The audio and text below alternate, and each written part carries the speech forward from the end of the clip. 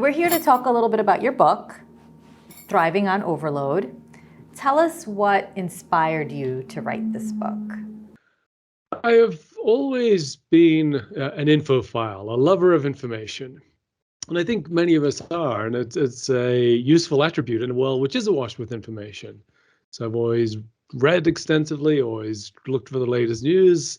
Part of the reasons I went into finance and financial markets as a career is because you get more information than anyone else.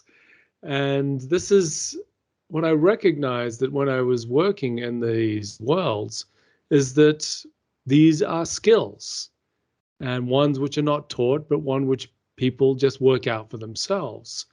And it just became more and more clear to me that these are the fundamental skills that we require to succeed. And I wrote an article called Information Overload, Problem or Opportunity 25 years ago.